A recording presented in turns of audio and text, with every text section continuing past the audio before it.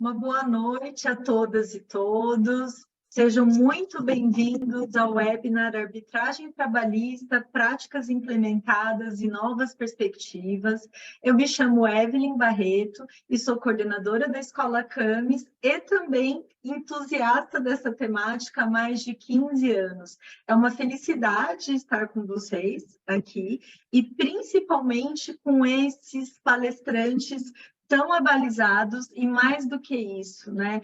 Tão entusiastas como eu também da arbitragem trabalhista. Sendo assim, eu vou apresentar aqui nosso seleto grupo de palestrantes, que temos aqui meu querido amigo Henrique Lennon Faria Guedes, doutor em Direito pela Universidade de São Paulo, mestre em Direito Econômico pela Universidade Federal da Paraíba, sócio da Carvalho, Machado e Tim Advogados e autor do livro Arbitragem Transnacional Trabalhista, que é uma das obras que fala de forma bem específica e que eu recomendo fortemente a leitura a todos, tá bom? Também quero agradecer a presença do advogado André Blota Laza, profissional com 18 anos de experiência em assessoria jurídica, empresas multinacionais, conglomerados nacionais e ações civis de diferentes portes, com atuação em diversos segmentos econômicos, com ênfase na agroindústria, franquia, educação, tecnologia da informação, indústria química, metalúrgica e farmacêutica, comércio eletrônico, varejo, entidades de previdência privada, infraestrutura, logística, entre outros. É também especialista em direito do trabalho, direito desportivo e vai trazer vários inputs novos sobre a questão do direito do trabalho e da utilização da arbitragem trabalhista no direito desportivo, direito previdenciário, arbitragem e métodos adequados de solução de conflitos. E, por fim, mas não menos importante, nossa querida participante, já que assídua dos webinars na temática da arbitragem trabalhista na Camis, Vilma Toshiko Tomi. Atua em questões envolvendo negociação sindical, contencioso trabalhista no escritório Matos Filho, encerramento de atividades e redução de pessoal, transferência de empregados, jornada de trabalho, ajustes salariais, abusos de poder e trabalho. E, mais do que isso, atua fortemente no Matos Filho na questão de M&A e dispensa e remuneração de altos executivos. É um prazer tê-los aqui conosco e vou ceder a palavra aqui para o nosso querido André Blota Laza, que vai começar falando um pouquinho da nossa retrospectiva na arbitragem trabalhista e novas perspectivas no contrato dos jogadores de futebol, né, na parte do desportivo. Seja bem-vindo, André. Muito obrigado, Evelyn. Boa noite a todas e a todos. É um prazer receber esse convite da Camis para participar de um debate super qualificado, de um tema que cada vez mais a gente percebe que suscita o interesse, né, do mercado, seja aqui da questão empresarial, seja no âmbito do direito desportivo, como a Evelyn bem trouxe. E para mim é uma satisfação, então, poder participar e contar um pouco da minha experiência, do que eu tenho presenciado, principalmente do mercado, a partir da consolidação da reforma trabalhista que a gente teve em 2017, no final do ano, com a mudança significativa da legislação e uma tentativa de introduzir uma prevalência de negociação em detrimento à legislação trabalhista que até então a gente via imperando muito nas relações do trabalho, principalmente nos direitos individuais, né?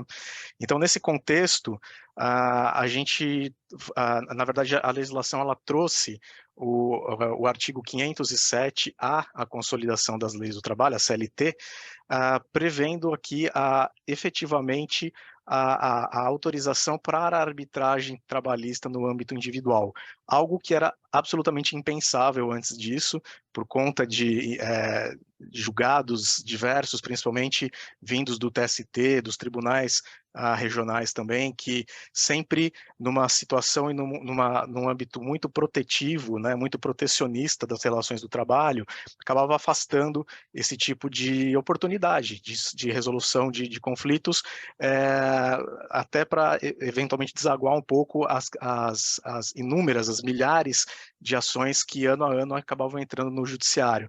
Como a gente bem sabe, o Brasil, né, o sistema judicial brasileiro é um dos que mais recebe ações trabalhistas ano a ano, e interessante a gente perceber que a própria cúpula do Poder Judiciário não tinha o interesse, talvez por uma questão até principiológica do direito do trabalho, de resolver isso com a admissão de soluções mais alternativas. A gente já tinha desde 2004 a previsão, né, numa emenda constitucional 45, da possibilidade da arbitragem em situações, em discussões coletivas, mas de fato somente a partir de 2017 a gente tem uma positivação, né, uma previsão expressa na legislação da possibilidade da arbitragem também no âmbito individual. E nesse contexto, então, o artigo 507-A da CLT, ele traz uma regra muito simples para prever quem pode efetivamente participar, que tipo de empregado pode participar dessas discussões sobre arbitragem, né, sobre arbitragem trabalhista individual. E o artigo em questão, ele traz uma única regra, que é o empregado que receba uma remuneração mensal que seja igual ou superior a 2 vezes o maior benefício previdenciário previsto no regime geral de previdência. Então, trazendo para números objetivos de 2023, falaríamos de um profissional que receba pelo menos alguma coisa em torno de R$15.015 por mês, já está apto a ser sujeito de direito aqui de uma relação de arbitragem individual. E é interessante o artigo 507, porque ele, inclusive, ele é mais abrangente do que a própria a reforma trabalhista traz o conceito de empregados hipersuficientes, que são aqueles empregados que receberiam um patamar de remuneração superior a esse valor objetivo, mas que também deveriam pelo menos ter ali um outro elemento objetivo, que é uma graduação, um diploma de nível superior para serem considerados efetivamente hipersuficientes. Nesse contexto, esse tipo de empregado, né, por conta da reforma, ele está apto a transacionar alguns direitos, basicamente disponíveis, com o seu empregador diretamente via acordo individual, com prevalência, inclusive, sobre instrumentos coletivos e sobre a própria lei. Então, a arbitragem, ela traz o conceito, ela larga o conceito de hipersuficiente especificamente para fins de arbitragem, porque ela não traz essa previsão da necessidade da graduação, da titulação desse empregado para ser o sujeito de direito da arbitragem. Então, nesse sentido, também o outro elemento que o artigo traz é a necessidade de que o empregado, ele efetivamente concorde com a instauração de um procedimento arbitral para a resolução de qualquer tipo de controvérsia advinda do contrato de trabalho dele. E nesse sentido, o artigo faz referência à possibilidade de pactuação de uma cláusula compromissória no contrato de trabalho, ou mesmo um compromisso arbitral, né, como a alternativa que a própria lei da arbitragem traz para a resolução, né, para a implantação disso a partir do momento que, no momento posterior, né, então no momento que já há ruptura do contrato de trabalho desse profissional. Então, a gente tem as duas formas de formalização da arbitragem, né, da negociação da arbitragem, e a partir do momento que ela é, então, institucionalizada e ela é instrumentalizada no contrato, ou mesmo na rescisão do contrato de trabalho, o que a gente tem visto bastante agora da prática, estão passados 5 anos aqui da reforma, no momento já de um início de consolidação de interpretações pelos poderes, né, pelos tribunais trabalhistas, de um aumento do interesse, principalmente das empresas e das associações esportivas, na implantação desse tipo de resolução de disputa para alguns casos específicos, né? Então, até por conta do limite que a legislação traz, do teto que a legislação traz com relação às questões pecuniárias, né, de remuneração. Então, as pessoas elegíveis precisam ter aquele patamar mínimo de remuneração para esse tipo de discussão. Não é, obviamente, qualquer tipo de discussão trabalhista que acaba sendo interessante para as empresas, para as associações, para levar isso para uma arbitragem. Que a gente tem visto bastante na prática de escritório são empresas, principalmente num contexto de M&As, né? Então de compra e venda de empresas, com eventuais alienações de posições societárias de vendedores, mas mantidas prestações de serviços dessas pessoas pelos primeiros anos ali, a partir do momento da contratação, para que não haja perda, né, de toda a questão empresarial.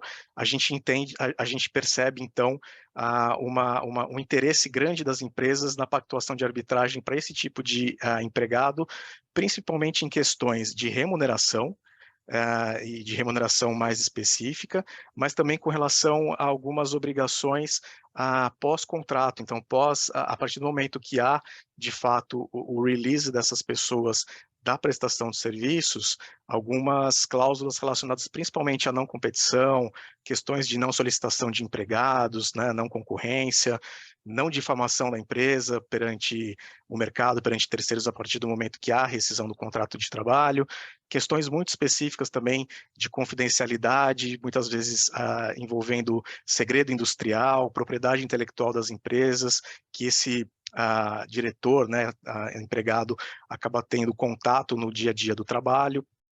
Privacidade, né? Então questões de privacidade de dados, muito vinculadas à Lei Geral de Proteção também, a nossa LGPD. As remunerações específicas que eu comentei, principalmente relacionadas, e aqui para os executivos também, a remunerações variáveis, então estruturação de incentivos de longo prazo, envolvendo, por exemplo, opções de ações, bonificações que envolvam regulamentos estrangeiros, então da matriz, aplicáveis aqui especificamente também ao Brasil. Então são pontos e assuntos dentro do direito empresarial que acabam trazendo bastante interesse das empresas e uma maior, de fato, aqui, adaptabilidade, né, dessas empresas na contratação desse tipo de cláusula no momento de rescisão contratual, por conta, muitas vezes, da questão estratégica da atuação desses empregados. Também a gente vê bastante discussão relacionada a aplicações de direitos estrangeiros dentro de um contexto de um expatriado, então de um empresário, de um C-level, né, de um executivo de alta patente que vem para o Brasil e eventualmente acaba executando parte das suas atividades aqui no país. Muitas vezes você tem, então, que a empresa gostaria, na verdade, né, de coadunar todas as obrigações e todos os direitos dentro de mais de um tipo de regra jurídica, né? Regra jurídica brasileira, regra jurídica internacional. Então, são temas que são muito caros aos clientes, às empresas, nesse sentido, principalmente da questão do direito empresarial.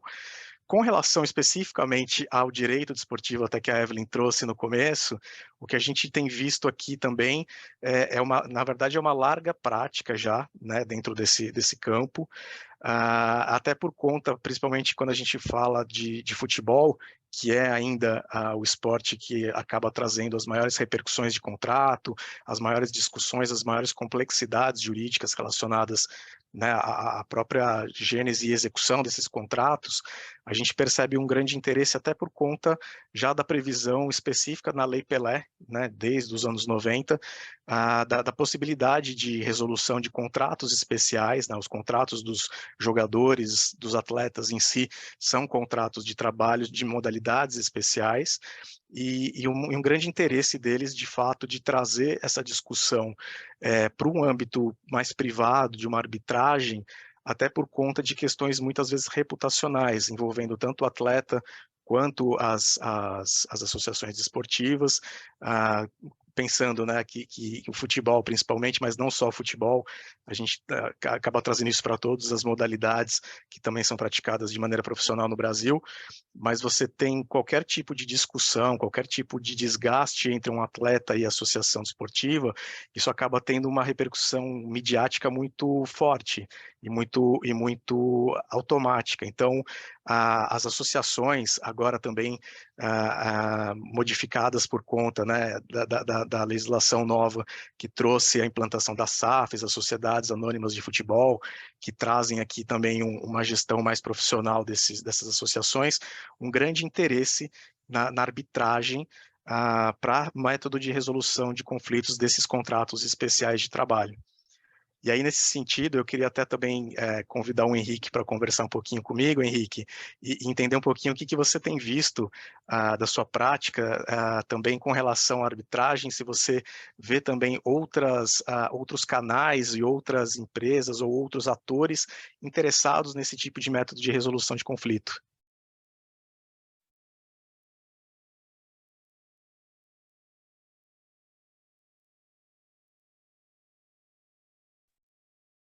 Boa noite, obrigado André, obrigado Evelyn também, a Vilma pela presença. Eu queria agradecer a participação de todos os colegas que nos assistem, que vieram conversar conosco sobre esse tema tão palpitante, e parabenizar também a Camis por sempre levar essa questão da arbitragem trabalhista a debates de alto nível, especialmente porque compostos pela doutora Evelyn Barreto, que é a líder dessa discussão aqui na Camis já há algum tempo e que desempenha um grande trabalho de divulgação e de aperfeiçoamento do Instituto, seja o Instituto Comercial, da Arbitragem Comercial, seja o Instituto da Arbitragem Trabalhista.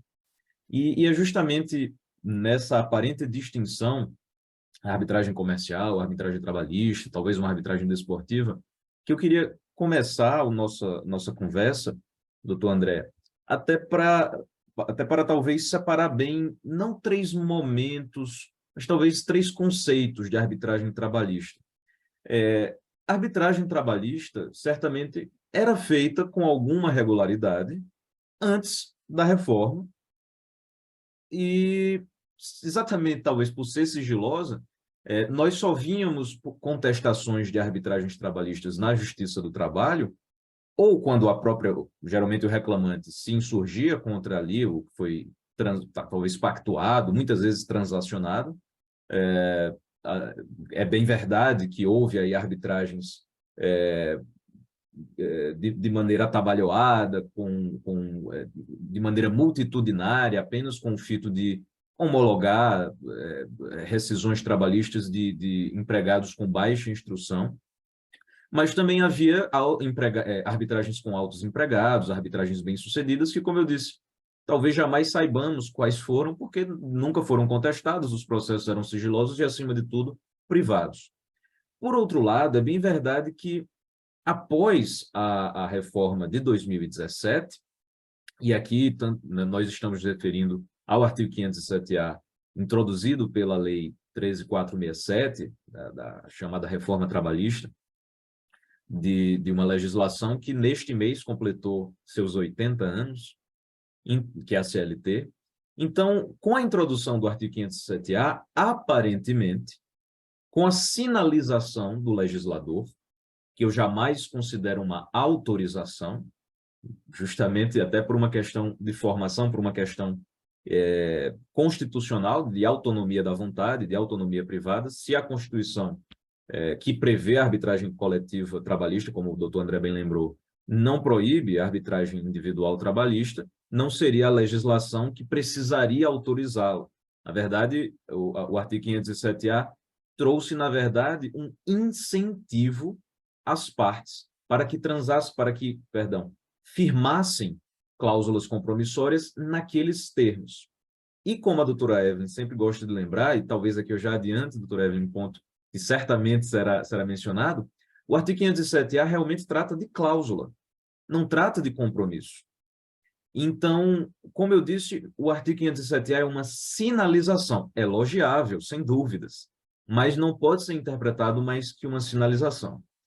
E eu gosto da ideia de sinalização, porque eu queria reforçar aqui um ponto também pensando num possível debate, que a arbitragem, justamente por ser uma escolha individual, é uma escolha de um agente econômico, e aqui pode ser tanto a empresa, por óbvio, mas também os empregados, os trabalhadores, que são seres que, por exemplo, as ciências comportamentais ou a economia consideram como racionais, né? Todo ser humano faz escolhas razoavelmente racionais, ou pelo menos ele entende que maximizarão o seu interesse.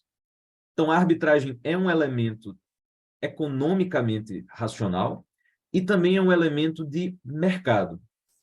E por que eu gosto de reforçar isso? Porque a arbitragem serve a um aperfeiçoamento de um mercado relevante. No caso da arbitragem trabalhista, nós podemos pensar aqui, já estabelecendo um diálogo com o doutor André, no caso dos atletas profissionais. As peculiaridades do mercado desportivo convergem com as vantagens da arbitragem. E aqui quem frequenta os congressos, os seminários, as palestras de arbitragem comercial, conhece bem essas vantagens que também se aplicam aqui. Celeridade, especialidade, sigilo como regra, flexibilização procedimental. Então, essas vantagens fazem sentido em um mercado mais específico. Um mercado que é acompanhado de segredos industriais, como o mercado dos grandes empregados do setor de tecnologia, um mercado como o mercado portuário, que, por mais especializados que sejam alguns advogados trabalhistas, eles não são mais especializados, eles não conhecem tanto portos e trabalho portuário e trabalho aquaviário do que o menos experiente advogado que atua nessa área, que é uma área cheia de especialidades, uma área que, por si só, tem categorias diferenciadas, assim, 6 ou 7 categorias diferenciadas em uma lei só, que é a lei mais recente dos portos. Então, ou mesmo a arbitragem coletiva. Eu gosto muito de falar de arbitragem coletiva, porque é um mecanismo paradoxalmente pouco utilizado, mesmo no estado de São Paulo, doutora Vilma, pode até me corrigir, mas me parece que mesmo no estado de São Paulo, na 2ª e na 15ª regiões, a arbitragem coletiva não é muito utilizado ainda, a despeito dessa previsão constitucional clara desde 1988. E vou além, a despeito de as convenções da Organização Internacional do Trabalho, da insuspeita OIT, proclamarem o alto valor das arbitragens para a fixação de condições de trabalho. Então, é evidente que um potencial árbitro, digamos, um árbitro trabalhista sindical, que fixará condições de trabalho para determinada categoria, demandará um conhecimento especializado na vida daquela categoria. Afinal, a própria ideia de categoria econômica, categoria profissional, é uma ideia de solidariedade daqueles que empreendem atividades econômicas similares ou conexas ou daqueles que estão inseridos em condições de vida similares. É o conceito lá do artigo 511 da CLT. Então, para onde se olhe no tema da arbitragem trabalhista, nós enxergaremos uma alta especialização. E aqui, evidentemente, é preciso lembrar que a Justiça do Trabalho já é uma justiça especializada. O direito do trabalho nasce desse ramo, como um ramo do direito civil, ganha autonomia, a legislação trabalhista, né, a consolidação das leis do trabalho completa 80 anos, completou 14 dias atrás, mas, por mais que haja especialização dos juízes trabalhistas, eles podem não ter uma especialização voltada a temas muito específicos do mercado.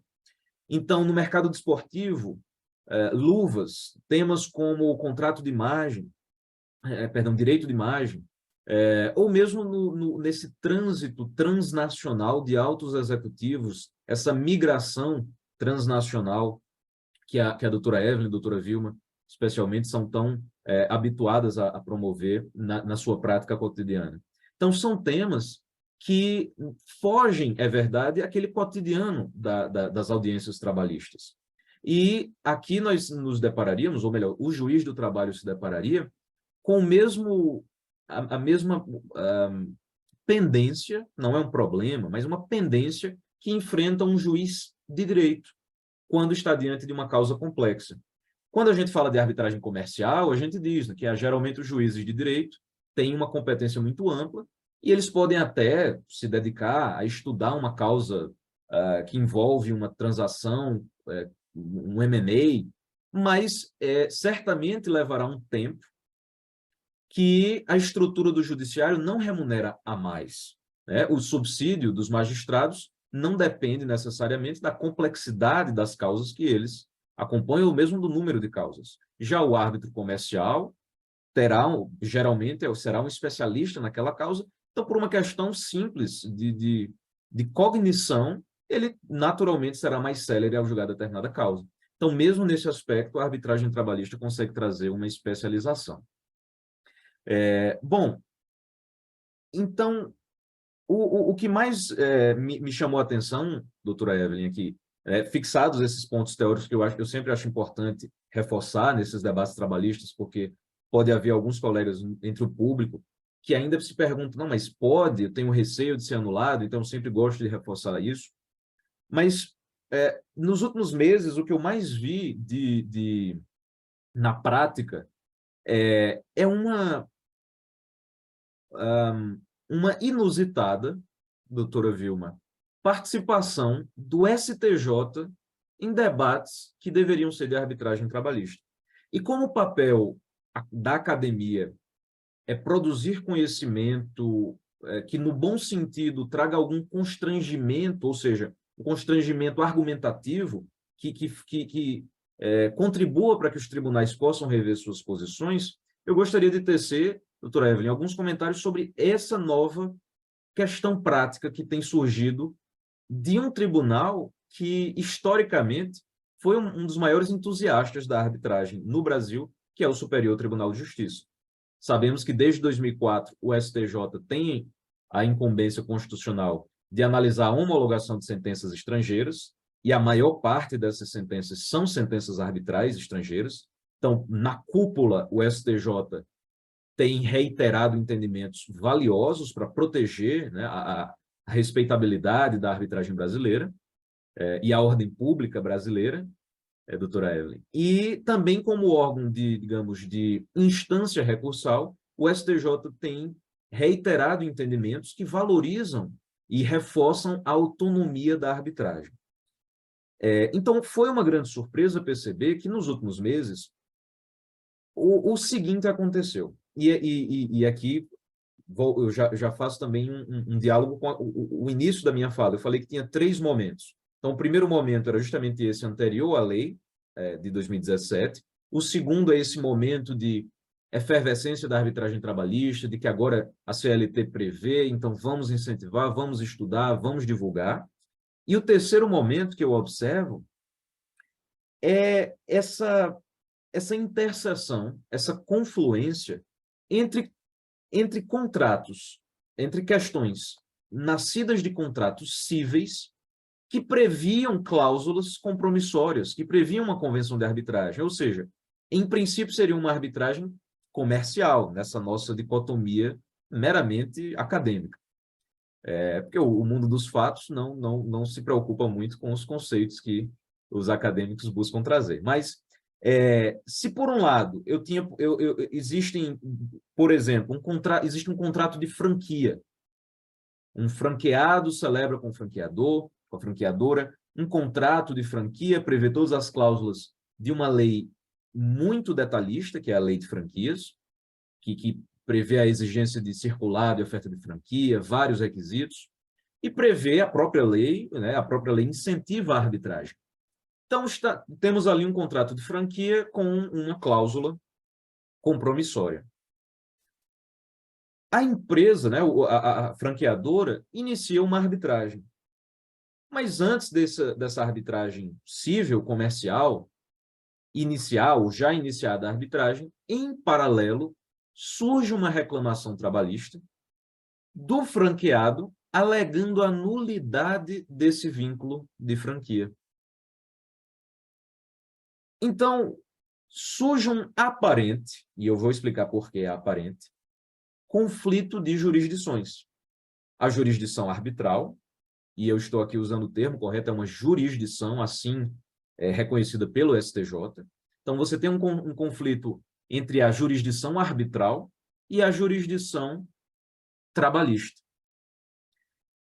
E o preocupante é que, em um primeiro caso, em uma primeira análise desse conflito, o processo é um conflito de competência, mas, na verdade, é um conflito de jurisdições, o STJ entendeu que a prejudicialidade entre essas duas causas, porque como eu tenho uma reclamação trabalhista de reconhecimento de vínculo e uma arbitragem cível baseada no contrato cuja nulidade eu agora quero declarar. Nessa prejudicialidade, privilegia-se a reclamação trabalhista, ou seja, a jurisdição da Justiça do Trabalho.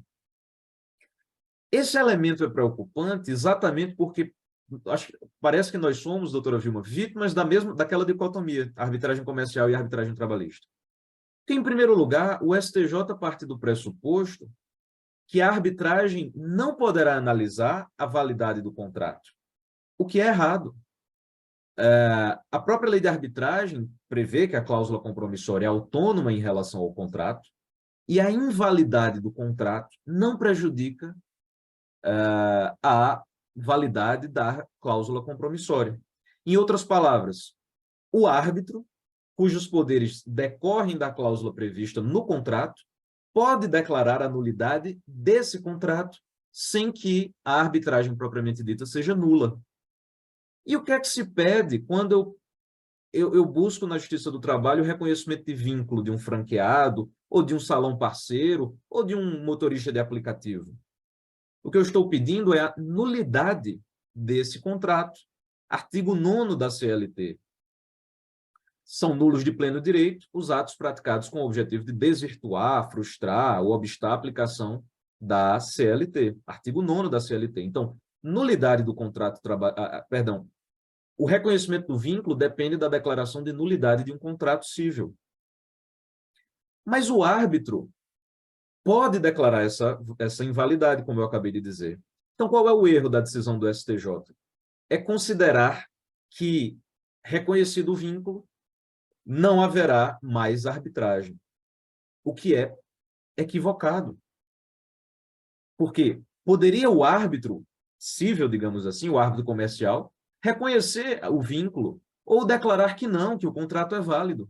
E seria a sua decisão que prevaleceria sobre a decisão do árbitro trabalhista. Justamente porque nós temos, segundo a lei de arbitragem, uma prevalência da arbitragem, uma precedência, melhor dizendo, da arbitragem sobre a esfera trabalhista. Então, eu pensei em falar aqui, nessa abordagem inicial, por 15 minutos, parece-me aqui que eu alcancei, em média, esse tempo, e minha mensagem final aqui, doutora Evelyn, doutora Vilma, para quem eu passaria aqui nesse primeiro bloco, é que o grande tema, hoje nós passamos por dois grandes temas. Eu acho que no direito, de forma geral, no direito processual, principalmente, uma valorização dos métodos adequados, dos métodos alternativos ao judiciário na solução de conflitos. Por outro lado, ainda me parece que o grande tema do direito do trabalho é o alcance do Estado. Seja o Estado legislador, e aqui vem o tema do negociado sobre o legislado, da atuação do STF, seja o Estado juiz, né, que é justamente o debate que nós estamos tendo hoje, o alcance da arbitragem trabalhista. E eu queria lembrar uma frase de um internacionalista, doutor Evelyn, um grande internacionalista, que é Georges Sell, que foi um grande pesquisador francês, depois um dos maiores nomes do direito internacional no século XX. Uma curiosidade é que ele foi secretário de Rui Barbosa nas conferências de paz e, posteriormente, ele participou ativamente da formação da Organização Internacional do Trabalho. E ele dizia que, no princípio, era a lei do patrão. Hoje é a lei do Estado. No futuro, será a lei das partes. Então, é justamente esse futuro que nós estamos tentando alcançar, pouco a pouco, com a arbitragem trabalhista. Uma arbitragem que, naturalmente, respeita a autonomia da vontade, mas permite que as próprias partes possam encontrar soluções para os seus conflitos, com base num direito que também vai sendo construído de forma autônoma. Muito obrigado, hein? Muito obrigada, meu caro amigo de departamento, como eu gosto de dizer. E já pegando aqui o mote, né, do George Sellis, eu sempre gosto de lembrar que o direito do trabalho, não obstante não apareça, ele tem uma matriz internacionalista. Lembrando que a OIT é oriunda do Tratado de Versalhes, de 19, e é extremamente importante as guidelines dadas pela OIT, que são antes, inclusive, da própria ONU, né? Justamente porque permeia o mundo, e já me encaminhando aqui para o fechamento, aqui o árduo trabalho que a doutora Vilma vai ter que fazer, dessas questões que foram todas levantadas aqui. Ou seja, da questão da mobilidade global ou da migração transnacional, né, que o Henrique disse aqui, que é justamente a circulação dos trabalhadores no globo. E, nesse sentido, eu tenho um ponto de contato tanto entre os C-Levels, falado aqui pelo André, como pelos nossos queridos esportistas e jogadores de futebol, que a todo momento migram, né, de times para a Europa, ou do Brasil para a Europa, da Europa para o Brasil. E aí, nesse sentido, doutora Vilma, a você coube aqui fazer o fechamento com maestria. E eu gostaria muito de ressaltar, que a senhora ressaltasse aí, né, a doutora ressaltasse na sua última fala, a questão de que, efetivamente, a arbitragem trabalhista, principalmente para altos executivos e, quiçá, para os desportistas, né, o sistema da FIFA ele é todo arbitral, né, a gente sabe disso, então, daí, inclusive, que eu tenho as questões as inspirações, né, da lei Pelé para resolução de disputas. O tema desse webinar, né, que é práticas implementadas e novas perspectivas. Então, das práticas implementadas, eu vou dizer que o 507A é uma prática positivada no 507A.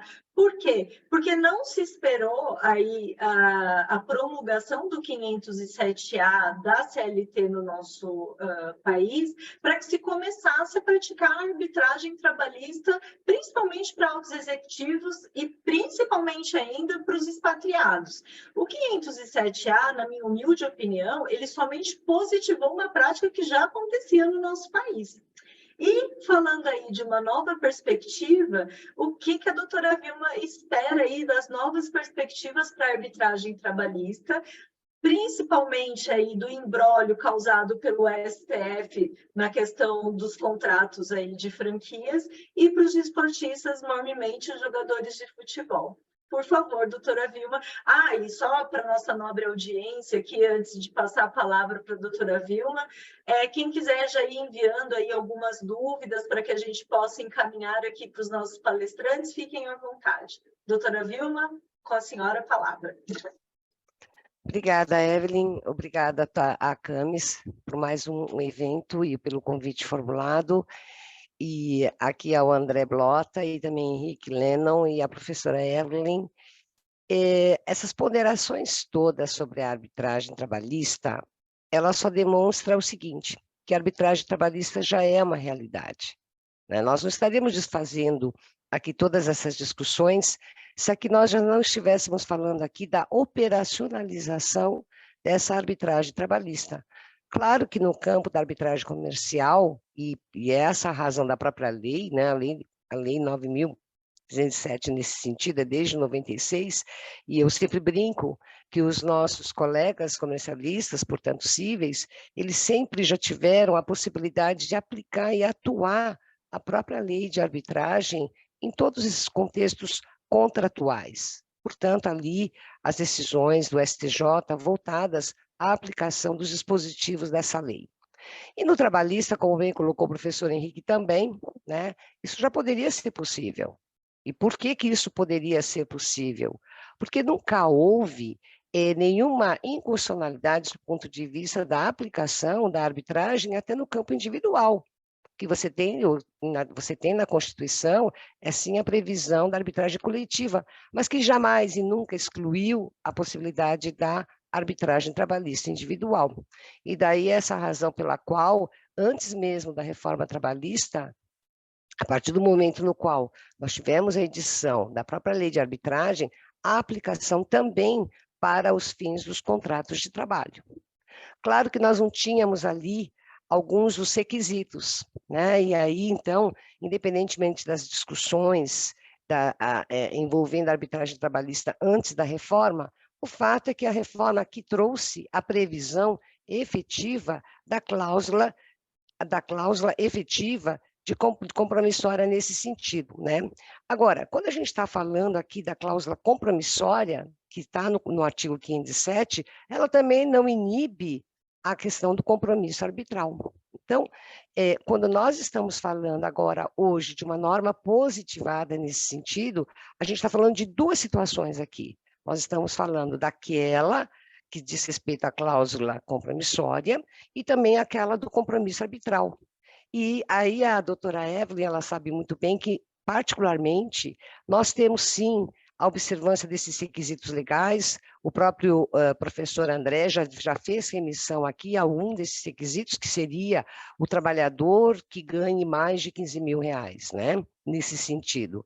Além deste requisito financeiro, nós vamos um pouco mais além. Será que se o trabalhador ganhar 15.500 reais, portanto, nós inseriríamos essa cláusula nesse sentido? Eu entendo que não. Eu acho que ainda nós estamos caminhando e temos que caminhar com muito cuidado o uso do Instituto da Arbitragem nos contratos de trabalho. Nessa discussão que nós tivemos aqui, eu acho que já pontuamos algumas situações específicas, que seriam mais voltadas para a arbitragem, que seria dentro do campo do direito esportivo, que seria dentro do campo dos autos executivos, né? E ali, o próprio professor Henrique nos colocou aqui aquela decisão do STJ, né, que versa sobre uma cláusula em relação ao contrato de franquia. É um ponto muito interessante, e eu vou dizer por quê. Primeiro porque, efetivamente, o Supremo já havia decidido há muito tempo atrás, isso a gente está falando desde 2001, que não há ofensa ao direito constitucional de acesso ao judiciário, né? Exatamente pelo fato de que você tem ali o ajuste, né, da arbitragem nesse sentido. O que você não pode ter é uma norma dizendo, olha, é proibida a arbitragem. Perdão, é proibido ir ao judiciário. É o contrário. Então, nós nunca teremos isso. Por quê? Porque o próprio artigo 507, ele trouxe ali os requisitos. Ou é da iniciativa do trabalhador, ou então, mediante a concordância das partes. E aí, com base na decisão que o Supremo já emitiu em relação à não violação do direito constitucional de acesso ao judiciário, nós temos aqui, portanto, a questão dessa cláusula, de que modo que ela se processa, né? Então, e aí vem a decisão da STJ. E nesse particular, professor Henrique, eu tenho um ponto que eu acho que é muito importante. Como é que estava redigida essa cláusula, né, nesse sentido? A própria cláusula, ela tinha a previsão de que mesmo com relação à interpretação da natureza jurídica, as partes levariam à arbitragem. E isso sequer foi levado em consideração pelo STJ nesse particular, o que me parece ser extremamente relevante, né? Então, existem realmente pontos dessa decisão que mereceriam realmente ser revisitadas nesse sentido. Por quê? Porque nós estamos falando aqui de um instituto que efetivamente está positivado na norma trabalhista. Nós não estamos mais falando de algo que é simplesmente a aplicação da lei de arbitragem, da 9.307, em relação a uma arbitragem que possa discutir questão comercial ou questão trabalhista. Por outro lado, se na própria cláusula ela diz que as partes submeterão até discussão quanto à sua natureza jurídica, ou seja, qual que é a natureza, qual que é a relação jurídica desta contratação entre as partes. Nós vamos levá-la à arbitragem. E tem que ter, portanto, o respeito, né? Ou seja, a questão aqui da força vinculante da cláusula compromissória nesse sentido, ela não foi respeitada. Então, eu acho que tem vários aspectos que também eu comungo da mesma opinião que a sua, que deveria realmente ter sido objeto de melhor avaliação pelo STJ nesse sentido. Vejo assim como um retrocesso e até com uma certa preocupação nesse aspecto. Por outro lado, eu acho que aí a gente também pode falar um pouquinho mais, que é a questão do compromisso arbitral. Particularmente, a gente percebe que quando a relação contratual acaba e as partes, aí sim, em razão de conflitos surgidos, elas decidem seguir pela via da arbitragem, aí celebrando o compromisso arbitral, eu acho que aí nós temos um terreno melhor para que possamos explorar do ponto de vista da questão da arbitragem no campo trabalhista. Por quê? Porque primeiro o contrato já se encerrou. Então, se o conflito surge e a partir desse momento as partes elas ajustam o compromisso arbitral, efetivamente essa liberdade, portanto ali a não submissão, ela é maior ainda, né? Em geral, quando a gente está falando aqui desse ajuste, a gente não está falando de leigos fazendo ajustes. E por isso mesmo que realmente você ter aqui advogados, tanto por parte do trabalhador, e também por parte da empresa, realmente há uma necessidade muito grande, para que não haja equívoco, né? E também porque existem peculiaridades em relação à forma de redação do compromisso arbitral, que efetivamente devem ser seguidos e observados, né? Eu acho que aqui a gente está falando de procedimento já. E procedimentos são aspectos que, seja no processo judicial, como nós conhecemos, do processo judicial trabalhista, e seja em relação ao procedimento arbitral nesse sentido, começa exatamente nesse caso, com compromisso arbitral. E da cláusula compromissória, nós já dissemos anteriormente que esse mesmo cuidado, ele também tem que estar revestido nesse sentido. Isso é muito importante para a operacionalização dessas cláusulas e também do próprio compromisso arbitral. Então, eu diria que a aplicação, nós temos visto com muita frequência em relação a essas questões voltadas ao Alto Executivo, voltadas a, muito possivelmente, doutor André, e eu, oxalá que isso seja uma verdade, que seja aplicada realmente no campo do direito esportivo, dos contratos esportivos nesse sentido, que não fique restrito somente ao futebol, nesse aspecto, né? E aí, professor Henrique, que essas questões elas sejam revisitadas pelo judiciário, porque se tem algo que nós buscamos com a arbitragem, no fundo, é uma forma do quê? Do alcance que essa arbitragem pode ter, que é o da pacificação social. O objetivo dela não é diferente. E se a arbitragem, segundo nós entendemos como tal, é que a sua natureza jurídica é de jurisdição. Não reconhecer esse aspecto é realmente violar a lei, é ignorar a lei. E aí, então, nós estamos diante de um dilema em relação a essa questão, por exemplo, de competência. Eu vou um pouco mais longe, já não é mais uma questão de competência, é uma questão realmente de não analisar com mais acuidade aquilo que as próprias partes estabeleceram, né? Então, esse desrespeito em relação ao que foi ajustado entre as partes, de certo modo, ele é preocupante, sim, nesse sentido. Muito obrigada, doutora Vilma, como sempre, conseguiu amarrar aqui brilhantemente todos os assuntos. Nós estamos aqui nos encaminhando para o final, mas eu acho extremamente importante voltar aqui uma réplica para cada um, né? Estou aguardando aqui alguns questionamentos da nobre audiência, que eu acho que é segunda-feira, ninguém acordou, ninguém mandou, mas eu mesmo vou direcionar aqui algumas das questões que eu acho que são questões recorrentes quando se fala de arbitragem trabalhista.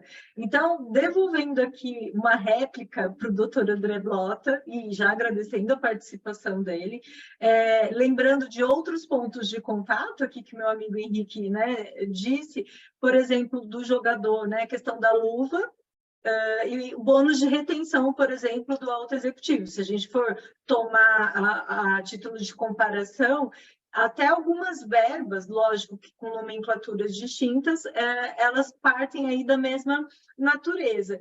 E eu acho que o questionamento que eu vou encaminhar para você, doutor André, justamente por conta aí da sua prática no trabalhista, no Lobo de Riso, é que você fale para a gente um pouco ainda, já que a gente já acho que deixou aqui cristalino da realidade, da operacionalidade da arbitragem trabalhista, mas falar um pouco o que os seus clientes ainda ressentem ou temem quando você, por exemplo, sugere uma arbitragem trabalhista. Custo, segurança jurídica, que eu acho que é algo que já foi superado, né? Quais são ainda esses enfrentamentos? Perfeito, doutora, muito obrigado. Queria só comentar que eu estou extremamente encantado aqui com o depoimento de cada um de vocês. É gratificante aprender mais e mais aqui sobre arbitragem. Então, eu agradeço até antecipadamente pela aula que vocês transmitem para a gente. E acho que, Evelyn, entrando um pouco nessa questão, né, das angústias dos clientes, principalmente, o que a gente tem visto bastante é a questão de qual que é a efetividade disso, qual que é a efetividade da pactuação aqui, de fato, de uma arbitragem no contexto de segurança jurídica, de fato. Hoje você tem, por exemplo, na legislação trabalhista, a possibilidade de fazer um acordo e homologá-lo perante o Poder Judiciário. Por que que a arbitragem seria algo mais interessante do que, por exemplo, esse método, que é um método mais conservador, que eu vou levar para o juiz vai analisar e vai resolver aquilo com, por exemplo, aplicação de métodos tanto alternativos quanto também com confidencialidade, eventualmente. Então, a gente sente bastante esse temor por parte das empresas, no sentido de instrumentalizar. Então, qual que é, de fato, a abrangência? Como a gente tem, acho que a gente tem evoluído bastante, né? A gente vê o Poder Judiciário trabalhista não anulando a arbitragem simplesmente por conta de uma alegação de uma coação por parte do empregado, então tem que ter, de fato, aqui uma comprovação. Acho que a gente passou, né, a gente está num momento de superação desses temores iniciais, mas se vê muito ainda no empresariado aquela situação de será que efetivamente vale a pena? Né? Então, a gente está num momento hoje maduro para aplicar uma questão de arbitragem a algo que eventualmente eu posso resolver ainda no judiciário. Eu acho que esse seria o principal ponto que eu traria aqui para a nossa reflexão. Bom, e aí vou fazendo aqui, fazendo um pouco a parte, né, da CAMES como instituição de mediação e arbitragem. Eu sempre acho salutar dizer que a CAMES é uma das únicas instituições especializadas aqui no Brasil que possui efetivamente um regulamento específico para arbitragem trabalhista, justamente para tentar cada vez mais trazer muita segurança jurídica ao procedimento da arbitragem trabalhista. E nesse sentido, devolvendo aí uma última pergunta para o doutor, pelo menos o que eu escuto aqui, né, como responsável técnica pelo Núcleo de Soluções Extrajudiciais no Direito do Trabalho, é que muitos dos magistrados trabalhistas, quando postos diante dessa possibilidade da homologação do acordo, me parece que não é uma homologação muito própria do acordo, haja vista que há sempre a designação de uma audiência e várias perquisições acerca daquilo que já foi acordado previamente.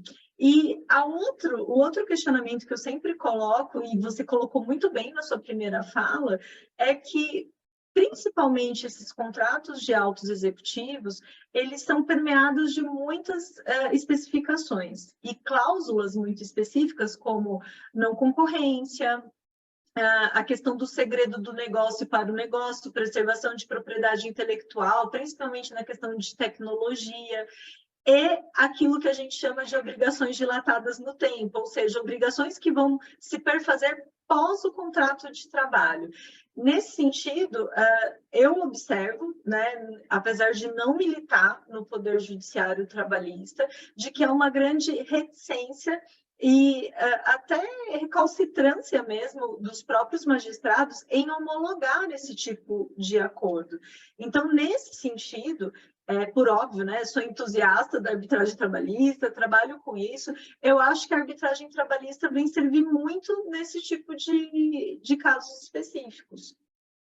Esse ponto, inclusive, é um ponto muito interessante, Evelyn, porque é exatamente essa a resposta que a gente dá, né? Então, por mais que exista já a previsão legal de um acordo a ser homologado judicialmente, na prática não funciona tão bem quanto, né, a legislação trouxe, por uma série de questões, seja de política judiciária, seja, né, às vezes até a própria operacionalização disso com a parte contrária. Muitas vezes você não tem a quitação geral de um contrato com base no acordo. Então, de fato, pode ser, talvez, acho que em tese ele é célere, ele é interessante, mas na prática não, né? Na prática o que a gente vê, na verdade, é uma barreira grande hoje ainda do Poder Judiciário para esse tipo de homologação. Muitas vezes até, e é interessante, às vezes a gente traz, né, no dia a dia casos específicos e concretos de, por exemplo, uma tentativa de homologação de um reconhecimento de vínculo que muitas vezes é obstado pelo próprio Poder Judiciário. Ele fala que não é órgão homologador né, de acordo, então, de fato, eu acho que a arbitragem, nesse sentido, traz esse conforto, traz essa segurança. Você está falando aqui com um expert, alguém que tem uma visão muito além do próprio direito do trabalho, então muitas vezes é alguém, um árbitro que ele é especialista naquele mercado especificamente. Então, nesse sentido da questão da segurança jurídica, me parece que a arbitragem é o caminho para a gente trilhar daqui para frente, de fato. Muito obrigada, doutor André. Ainda vou passar aí para os seus agradecimentos finais, mas vou devolver a palavra aqui para o doutor Henrique Leno, pedir para ele fazer aqui a sua réplica e, se possível, falar um pouquinho, né, do celeuma, que a gente sempre gosta de trazer em pauta, que é a questão de qual a melhor convenção de arbitragem para a arbitragem trabalhista, né? Eu acho que quem nos segue aqui nos eventos sabem que, não obstante seja uma alegria ter a inserção da cláusula compromissória no diploma da CLT, porque eu sempre costumo dizer que nem nos meus melhores sonhos eu achei que haveria essa possibilidade, talvez em outros diplomas, no processual, mas assim, no do direito do trabalho, não. Mas eu ainda tenho algumas reticências e costumo dizer que ainda acho que o compromisso arbitral seja a melhor via do que a cláusula compromissória, principalmente porque em contratos de autos executivos, nós temos muitos contratos anteriores a 2017, né? E se nós não tivermos aí o cuidado de uma boutique de direito do trabalho, ou do RH, ou daquele profissional que está fazendo continuamente a revisão desses contratos, quando do término há impossibilidade, porque eu não tenho ali uma cláusula compromissória. Então, quais são os outros instrumentos, né? Seja aí um distrato, um instrumento particular de outras avanças e transação, e qual a sua opinião ainda sobre a questão de qual a melhor convenção de arbitragem para se iniciar a arbitragem trabalhista, Henrique? Pessoal, não foi uma pergunta combinada no sentido de a resposta ser que a melhor convenção seria que incluísse a CAMES, tá? Mas pode ser, né, Evelyn? Essa poderia, uma cláusula cheia com a indicação da Isso, com a CAMES. indicação da CAMES, né?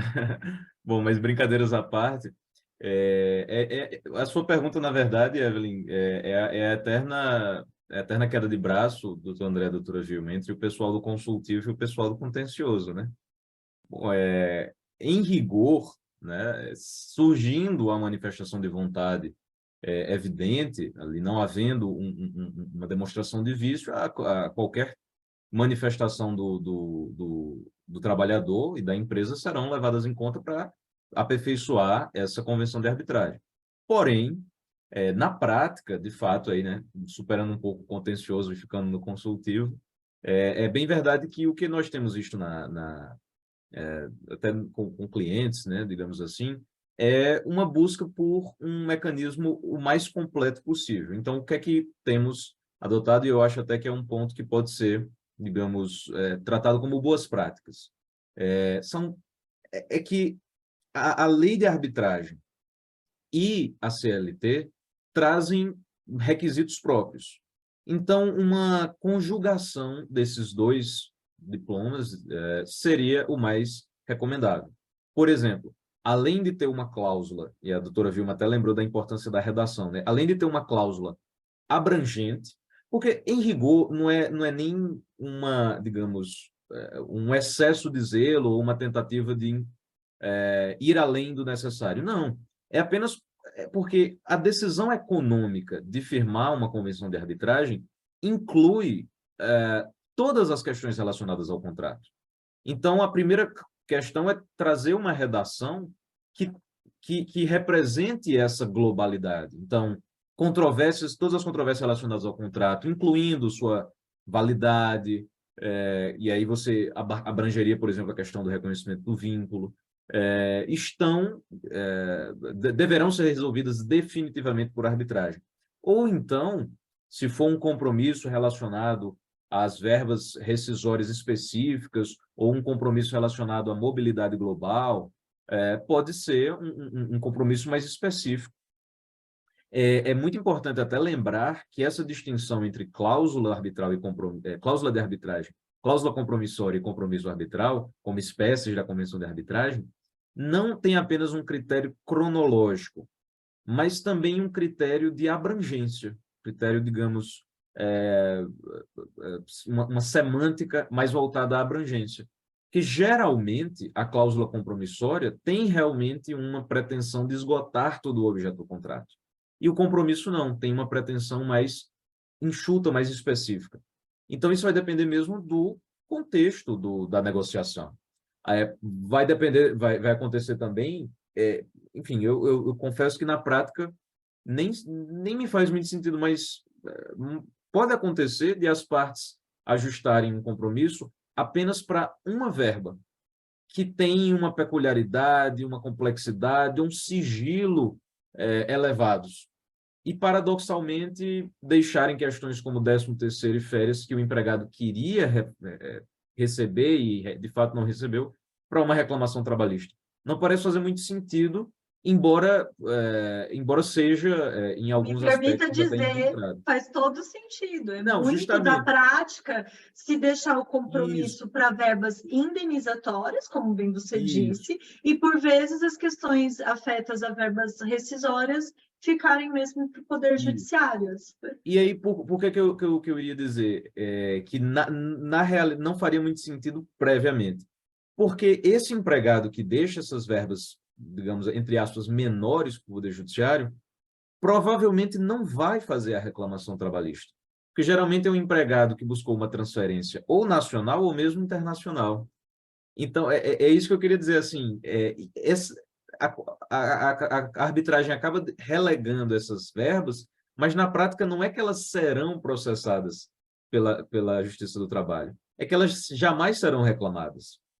Porque são verbas que no cotidiano ali não faz um sentido econômico para o empregado, digamos, que tem essa mobilidade, né? É até interessante, por exemplo, no caso dos atletas profissionais, o grande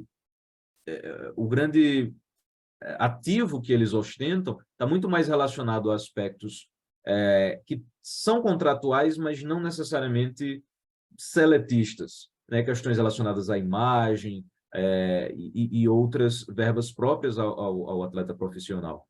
Então, na prática, essas questões do empregado que fez a arbitragem talvez nem cheguem ao Poder Judiciário. Então, em resumo, assim, se for para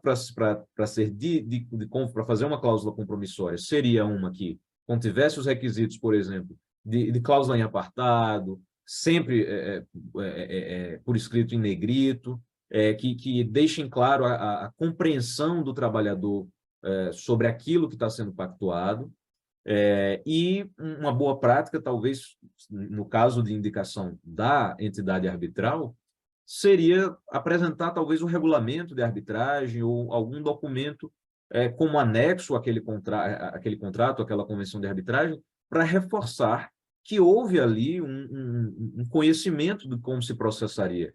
Então, se eu faço uma referência a árbitro único e junto o regulamento que prevê árbitro único ou outras opções, reforça a ideia de que houve opções. O trabalhador tinha ciência de que havia outros caminhos, outras opções, conhecia o regulamento e seguiu por um caminho, por determinada escolha. Mas fico à disposição aí dos colegas também e do público para outras questões. Muito obrigada, Henrique. Concordo com você e também acho que assim, o desconhecimento ou a própria questão de você ter aí disponível um regulamento específico de arbitragem, explicar isso, e também concordo com você que nos moldes do artigo 5º, ou seja, tomar ali os cuidados de uma cláusula compromissória nos moldes de um contrato de adesão, também faz com que, de uma certa forma, o trabalhador tenha uma ciência inequívoca daquilo que está aceitando. Não obstante, ele tenha ali um conhecimento, ele seja qualificado, mas principalmente no momento da contratação, né? Em que invariavelmente a pessoa está ali muito entusiasmado para conseguir o trabalho, a gente precisa deixar e ter certeza inequívoca de que ele sabe o que está assinando. Então, os moldes de uma cláusula compromissória com um contrato de adesão, negrito ou destacado também ajudaria bastante. E encaminhando aqui para finalizar o nosso painel, antes de fazer a rodada final dos agradecimentos. Oi. Doutora, desculpa, eu acho que você ia passar para a doutora Vilma, desculpa interrompê-la. É só lembrar isso que você falou, assim, no sentido de que o trabalhador também vai ter acesso a essa cláusula, afinal, ninguém vai assinar sem o seu conhecimento, senão invalidaria. E é exatamente por essa especialidade que a arbitragem trabalhista também pode representar um novo mercado para a advocacia trabalhista. Eu gosto de lembrar isso porque, geralmente, há muitos colegas advogados no público que podem se preocupar no seguinte: olha, eu sou advogado há alguns anos, até estou construindo uma boa reputação, tenho a minha carteira, mas tenho receio de perder um mercado, digamos, o advogado dos empregados. Porque se vai tudo para a arbitragem, eu não vou mais advogar. Mas não, a ideia de fazer uma cláusula compromissória também pressupõe que o trabalhador tenha acesso a um advogado próprio de sua confiança. Então, a arbitragem, na verdade, contribui para criar um novo mercado, elevar o nível dessa prestação para outros tipos de trabalhadores e aí contribuir também para um fortalecimento da própria advocacia. Com certeza, né? Apesar da lei de arbitragem não prever a obrigatoriedade da presença do advogado, é um procedimento técnico, né, em que o hipersuficiente ele vai precisar da assistência de um advogado. Então, assim, é só mudar a via de recebimento de honorários. Ao invés de você receber seus honorários via judicial, você vai receber via arbitral, né? A ideia é a mesma. Tem novas instâncias, né? Sem recursos. Exatamente, exatamente. E aí, doutora Vilma, eu vou passar a palavra para o fechamento, mas, se possível, eu gostaria que a doutora falasse um pouquinho se a questão dos custos, ou seja, dos custos com a administração da arbitragem trabalhista, bem como os honorários do árbitro, ou também falar um pouquinho se ainda há prevalência de um árbitro único para arbitragem trabalhista, ou se os clientes ficam ainda um pouco desconfiados e gostariam aí, né, da formação de um tribunal arbitral, para finalizar aqui a nossa discussão. Bom, essa pergunta ela é muito interessante porque não existe uma fórmula específica em relação a essas escolhas, né? Na verdade, depende muito do setor da empresa, depende de quais tipos de contratos de trabalho nós estamos falando, de qual categoria de trabalhadores, né? E aqui nós estamos falando efetivamente de, especificamente, altos executivos. E por que a gente faz questão realmente de reforçar isso? Porque se nós temos questionamento em relação às próprias cláusulas de compromissórias que envolvem altos executivos, o que dirá se efetivamente, volto a repetir, você considerar muitas vezes o requisito ali dos R$15 mil como sendo aquele parâmetro específico, né? E mais ainda, qual é o conteúdo, qual é o objeto desse conflito? E o professor Henrique colocou muito bem. Se a gente estiver falando aqui de determinados direitos que sejam passíveis de questionamento, porque entrariam na discussão de direitos indisponíveis, embora haja toda uma discussão jurídica em torno do que sejam direitos indisponíveis pelo aspecto trabalhista, até porque alguns direitos patrimoniais trabalhistas eles podem ser disponíveis, né? A gente sabe que em razão de transação, né, no que diz respeito aos valores, e também são passíveis até de alienação. A gente vê hoje muito no mercado a venda de crédito trabalhista. Né? Então, quando a gente fala dessas repercussões todas, desses conceitos jurídicos e tudo mais, para operacionalizar isso no aspecto prático, é vermos primeiro para qual público nós estamos falando, ou categoria de trabalhadores. Então, acho que aqui a gente está tendo uma definição. Agora, para o perfil desse trabalhador, da especificidade do conteúdo do seu contrato, seria melhor uma cláusula compromissória ou seria melhor, então, uma discussão lá no final, se as partes assim desejarem, para o efeito do compromisso arbitral? Se nós estivermos falando aqui de custos, né, Hoje, eu diria que nós temos um receio menor do que nós tínhamos no passado, quando nós não tínhamos essa norma positivada, porque muito se acreditava que o custo seria extremamente alto para que essas discussões fossem para uma arbitragem trabalhista. E, no entanto, hoje eu diria, professora Evelyn, que nós não temos esse receio. E por que nós não temos esse receio? Porque as partes, se elas entenderem que escolherão a via arbitral para a finalidade da solução de conflito, evidentemente, e aí eu também falo da cláusula cheia, eu acho que a cláusula cheia ela traz um pouco disso, ela já pode antecipar quais seriam os custos efetivos que eventualmente estariam envolvidos se houvesse, portanto, a celebração da cláusula nesse sentido, né, da cláusula compromissória de arbitragem. E ainda que também seja o pedido de compromisso arbitral, também quais seriam os custos envolvidos. Ou seja, isso fica na mão das partes, não é uma surpresa. Então, qual que é a diferença entre o processo judicial, aquele que você leva para a jurisdição estatal, e daquela que você coloca ali para a jurisdição da arbitragem privada nesse sentido? Eu entendo que, se nós estamos falando de custos, então este temor hoje, eu diria que hoje ele está resolvido, e você já sabe antecipadamente quais seriam esses custos. E no que diz respeito à atuação do advogado, seja ele por parte do próprio trabalhador, ou no caso do advogado da empresa, da mesma forma como a doutora colocou, e eu concordo plenamente, embora não haja obrigatoriedade, sim, ter ali a assistência e, portanto, a orientação do advogado nesse aspecto, ela é de grande importância. E por quê? Para você realmente evitar a questão de nulidades ou a discussão quanto ao abuso do direito na confecção de uma determinada cláusula ou de uma determinada condição que se coloque, né? E, logicamente, que além disso, cumprir e observar todos os requisitos que estão na própria legislação, né, na própria lei de arbitragem, que é outro cuidado que o doutor Henrique também fez remissão a respeito. E aí, eu diria que o mercado trabalhista hoje, ele não precisa pensar em termos de contencioso, só naquele contencioso estatal que nós conhecemos. Hoje, a via da arbitragem, ela é uma via mais rápida, o procedimental dela é bem menor em relação ao procedimental que nós temos ali, todo construído em torno de um regulatório, né, do ponto de vista dos atos coordenados de um processo trabalhista para essa finalidade e da solução que se busca através do judiciário.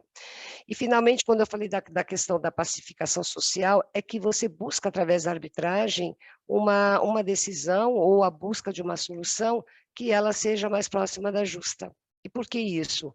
Porque a análise e a forma com a qual o árbitro, nesse caso, ele vai ter e vai analisar essa questão é dentro de aspectos que muitas vezes você não verá dentro de um procedimental judicial, nesse sentido, porque ali as regras estão estanques, embora, evidentemente, nós tenhamos ali algumas variações de julgados nesse sentido. E, finalmente, quando a gente fala aqui do Tribunal Único, de novo, a gente está falando aqui de custo, né? Então, é uma questão de ser avaliada ali a discussão e tudo mais. Dependendo da complexidade do conteúdo, do que nós poderemos discutir, efetivamente, um tribunal arbitral, do ponto de vista daquilo que se pretende como solução, né, de um conflito, talvez seja melhor, ainda que seja mais custoso. Então, realmente, aí eu acho que nós temos, na verdade, a possibilidade, a oportunidade de termos as nossas escolhas. As partes que buscarem a arbitragem, elas terão essas possibilidades todas em suas mãos. Então, basta que realmente se conheça, entenda como é que é o regulamento da entidade que se escolhe, por exemplo, da CAMES, né, com a qual nós também temos ali uma atuação nesse sentido, são regras bem claras, bem objetivas. Então, essa facilidade de você entender esse regramento também traz um conforto para o advogado trabalhista. E aqui eu estou falando agora no meu chapéu de advogada trabalhista nesse sentido, porque efetivamente é algo que não é inovador, não é novo, mas que para o profissional do direito do trabalho pode ser, sim, mais uma forma de atuação, né, fora do procedimento estatal que nós temos. Então, acho que aqui a gente está falando dessas possibilidades e do entusiasmo que nós temos em relação à via da arbitragem.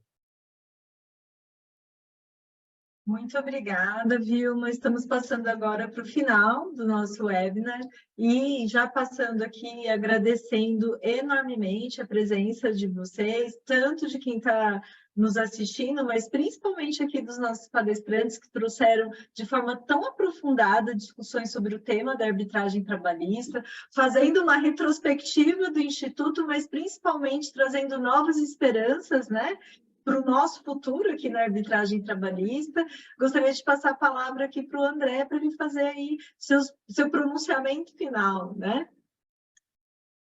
Obrigado, Evelyn. Novamente, eu agradeço a Camis, agradeço você, a Vilma, o Henrique. Novamente, foi assim, é enriquecedor, de fato, ouvi-los, muito, muito bom. Acho que eu sou entusiasta da arbitragem como vocês, eu acho que é o futuro. O contencioso, como a Vilma bem trouxe aqui, não fica mais preso e adstrito à questão estatal, a gente tem que levar isso para frente, a autonomia das partes, a reconhecer que efetivamente as pessoas são grandes, elas conseguem resolver os seus problemas, os seus anseios entre elas, da melhor forma possível. Então, eu agradeço novamente a oportunidade, fico à disposição e muito obrigado novamente. Muito obrigada, André. Tenho certeza que você vai participar mais aqui de outros webinars conosco, então agradeço muitíssimo e passo a palavra aqui para o meu amigo Henrique Lennon. Bom, obrigado, Evelyn, André, Vilma e todo o time da Camis pela participação, pelo convite, pela organização do evento. É realmente muito gratificante poder desenvolver novas abordagens sobre esse tema tão fascinante que é a arbitragem trabalhista. E eu fico à disposição dos colegas que participaram, se tiverem qualquer questionamento, qualquer dúvida, é só enviar um chat do LinkedIn e a gente mantém esse contato aí sobre esse tema tão prazeroso. Muito obrigado mais uma vez, Evelyn. Agradeço mais uma vez, Henrique, e finalizamos aqui. Geralmente a gente começa, né, com ladies first, mas agora temos ladies and, né? Então, por favor, nossa querida doutora Vilma Kutomi. Novamente aqui, parabenizando André Blota, o Henrique Lennon, a Evelyn Barreto também, com relação a este evento, a própria Camis. É com muita satisfação que a gente tem sempre a possibilidade de poder trazer aqui para o público, de um modo geral, o que representa a arbitragem poderá representar na vida da sociedade das pessoas. Desconsiderar a arbitragem para efeito de solução de conflito é negar aquilo que o legislador nos deu, essa possibilidade, sem ter esse enfrentamento do judiciário. Essas questões todas que nós trouxemos aqui para vocês, são questões que hoje nós já superamos em muitos aspectos. Mas qual que então é o embate? Eu diria que o embate agora é nós vermos e trabalharmos bem o Instituto para que, não se desvie da sua finalidade.